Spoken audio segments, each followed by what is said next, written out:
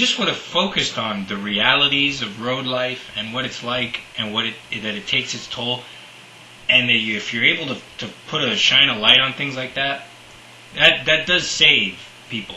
When I go back and watch shows like Freaks and Geeks, or just even a movie like The Breakfast Club, you sit there and you're always amazed that in 1980, in 1960, in 1920, probably in 400 BCE, whatever, that human beings all kind of think alike. We just like to think, well, I have an iPhone, so I'm more connected. But you go, the same problems are there. I'm sure people cheated on their wives in 10,000 BC. I hate to bring that number up, but the movie came out. But I'm sure people cheated, and I'm sure girls at that time wanted to express themselves, and there's an amazing thing of going, girls sang something and communicated some kind of music in 800, 400 BC, but it wasn't recorded. But they still communicated it, so what did that sound like, and what was it about? And I always feel like today with this show, with Hannah Montana, that this is kind of a recording of a moment in time of basically the idea of saying a girl gets really rich and really famous and becomes admired by the world, but she still chooses to have an alias, another life, to keep what? To keep her from going insane and crazy and be normal. So, but they never focus on the insanity of, like, why would you do that? Why would somebody do the Batman of this? Of you're Bruce Wayne, you're Batman, you're Miley, you're Hannah. Why would you do all this? And to me, for someone to really do that, would have to be really, really intelligent, to be 20 steps ahead of the paparazzi, would have to be really quick and wit and smart, and kind of just like if somebody said, you look like her, and like I always kind of remember, like if you watch A Hard Day's Night, John Lennon, when she goes, you look, he's like, no, it's not me, I get that all the time, and just that funniness of it, like that was, like, there's certain people you believe, like, okay, they really make you believe, yeah, they could go Clark Kent, they could really fool you into believing this person went a really complete transformation. Okay, this person really went all out. And with this show, it doesn't, like, as you saw, like, I hate to bring this up, but like a Miss Doubtfire or something, like a Robin Williams, somebody, you believe that guy could be that British nanny, that acting and the way, and the story of it and all of that. With this, it's just lazy. It's just stupid. It's just, she puts on a blonde wig, and she walks out, and people go, and it's like, well, dude, there's, we have kids living in a hotel, this other kid lives at a White House.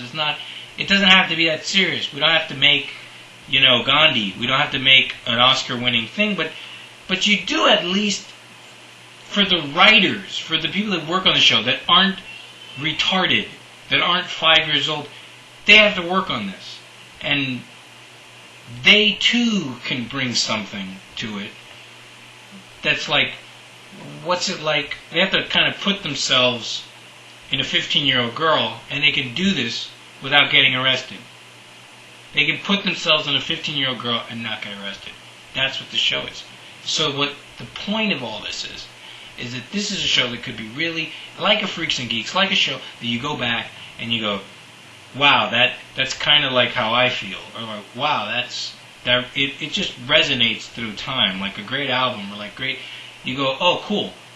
So with this show, you're like, talking about all this, I'm like, the music, there's not a single song, there's not a single thing, I kind of, my friend Ernesto turned me on to, because I'm gay, and we talked, and he turned me on, no, I'm not gay, but he turned me on to this Kate Nash.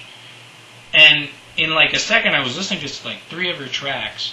There was Mariella, which is great.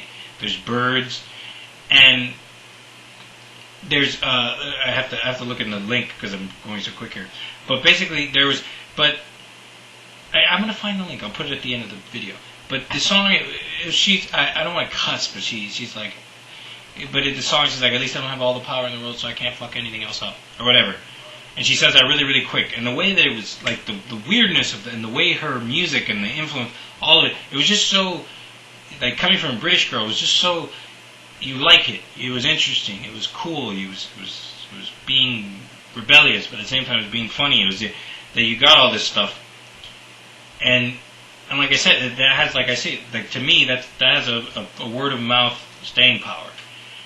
With this, I'm like, if somebody had come up to me and tell me why should I watch the show, I would spend all my time devoting on why they shouldn't watch the show and why they should watch something else. You know, and in my Hannah Montana Still Sucks thing, I talk about all these artists and I look at how dumb kids are now. That I'm not saying they have to be Einstein. I'm not saying they have to be super intelligent people, but I mean when you just understand why adults and kids don't connect, because kids are just really dumb. Like I was talking to this kid one time about wrestling. I used to be a huge WWF fan, and I was just talking to this kid about wrestling.